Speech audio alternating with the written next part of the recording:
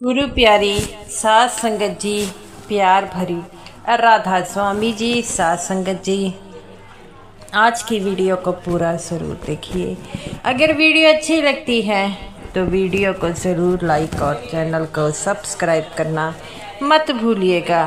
सात संगत जी, आज की जो साखी है वह बाबा जी की विदेश की साखी है। सात संगत जी, जैसा कि आपको पता है कि बाबा जी इन दिनों फ़ॉरेन में है और फ़ॉरेन टूर कर रहे हैं। तो सात संगत जी, बाबा जी के फ़ॉरेन में कई सत्संग घर हैं और बाबा जी उन सत्संग घरों में जाते हैं। और बाबा जी जो है वह हमेशा ही अपने सत्संगियों से बेहद प्रेम करते हैं और जब कहीं भी किसी को मुश्किल में देखते हैं तो बाबा जी उसकी मदद करने ज़रूर जाते हैं, क्योंकि बाबा जी का स्वभाव ही ऐसा है।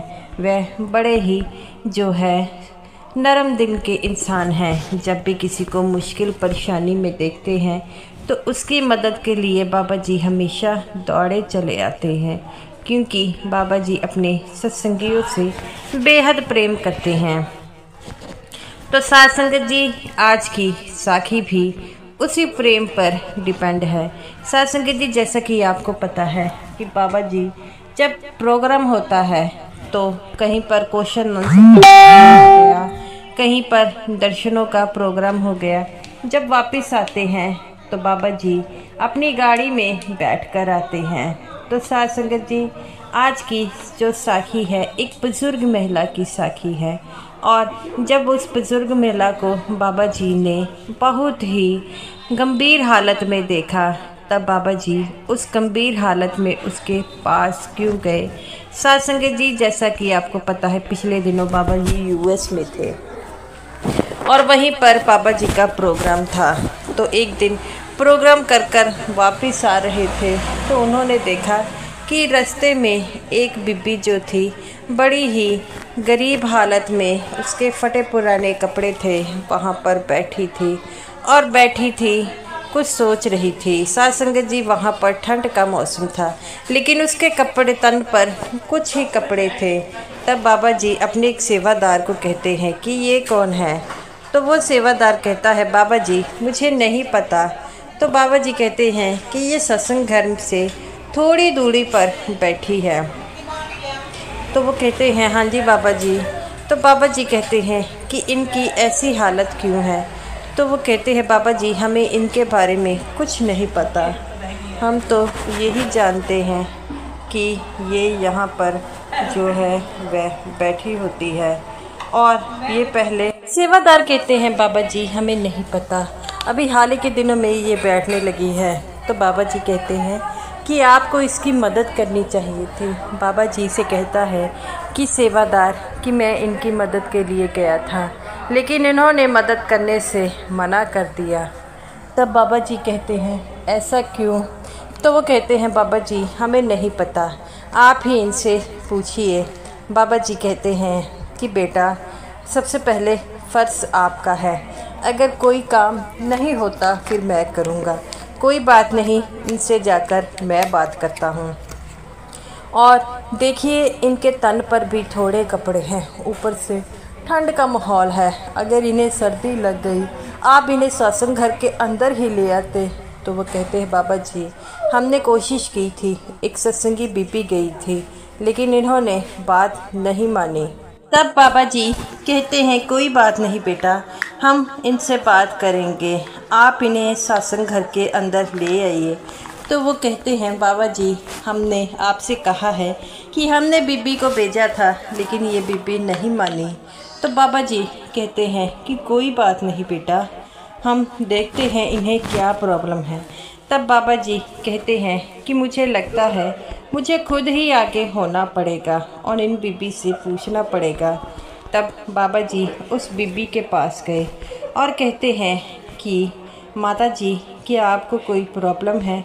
उस बीबी को ठीक तरह दिखाई भी नहीं दे रहा था और वह जो है बाबा जी को देखकर कुछ ना बोली। और बाबा जी कहते हैं कि क्या बात है, आप कुछ छुपा रही हैं। तो वो कहती है कि नहीं, मैं कुछ नहीं छुपा रही। तब बाबा जी कहते हैं कि आप यहाँ पर बैठी हैं और इतनी ठंड में वो क्यों? तो वो कहती है कि मुझे पता लगा कि यहाँ पर किसी संत ने आना है, तो मैं उनके दर्शनों के लिए आई। तो वो कहते हैं कि वो तो अंदर आएंगे, आप बाहर क्यों बैठी है? वो कहती है कि मेरे पैर में चोट लगी थी और ठंड की वजह से ये चोट अकड़ गई है, मुझसे चला नहीं जाता। तब बाबा जी कहते हैं, कल आपको एक सेवादार बीबी लेने आई थी, आप उनके साथ अंदर क्यों नहीं गई? तो वो कहती है कि मेरे से चला नहीं जा रहा था, वो बीबी मुझे बार बार कह रही थी। तो बाबा जी कहते हैं, आप उन्हें चोट के बारे में बताते तो सही। तो वो कहती है कि क्या बताती, कि क्या मुझे चोट लगी है? तो वो कहती है कि आप ऐसा क्यों कर रही हैं? तब वो कहती है कि मुझे इस बात की बड़ी खुशी है कि आप जो है मेरे साथ अंदर चलिए। तो वो कहती है, नहीं, जब तक वो संत नहीं आते मैं यहाँ से नहीं उठूँगी। तो बाबा जी कहते हैं, वह संत तो कब के आ गए हैं। तो वो कहती है, सच में वह संत आ गए हैं? तो वो कहती है, हाँ। तो फिर वो कहती है कि हाँ, फिर मैं चलती हूँ।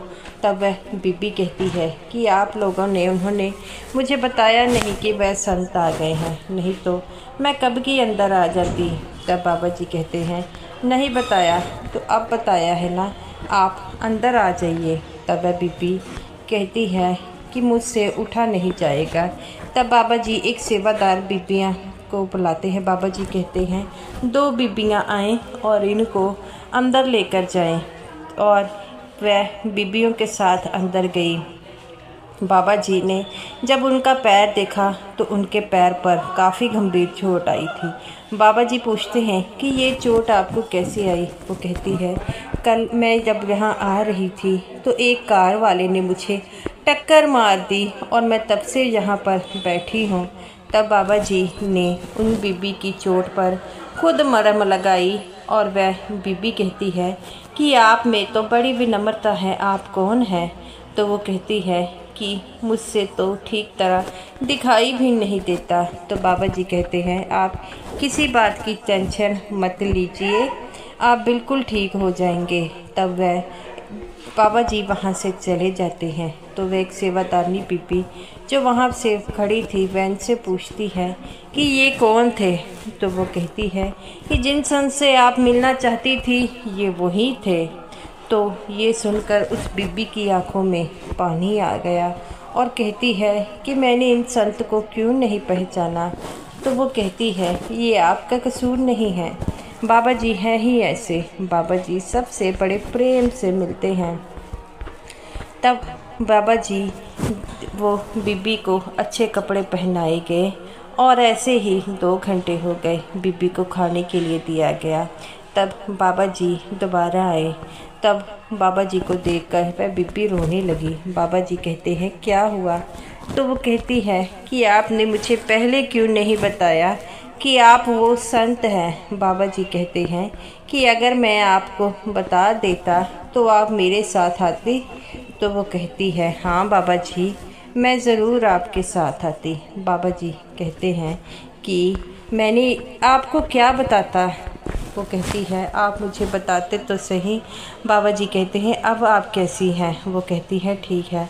बाबा जी कहती हैं कि आप अकेली आई है, आपके परिवार का कोई सदस्य नहीं? वो कहती है, नहीं, मैं यहाँ पर भीख मांगकर गुजारा करती हूँ, मेरे परिवार का कोई सदस्य नहीं है। तो बाबा जी कहते हैं, आप ऐसा क्यों कह रही हैं? आपका कोई नहीं है, यहाँ पर जितनी भी संगत है वह आपकी है, आप किसी प्रकार की चिंता मत कीजिए, आप आराम से यहाँ पर रहिए। अगर किसी चीज़ की परेशानी होती है तो मुझे कहिए, मैं हमेशा ही आपके लिए यहाँ पर हूँ।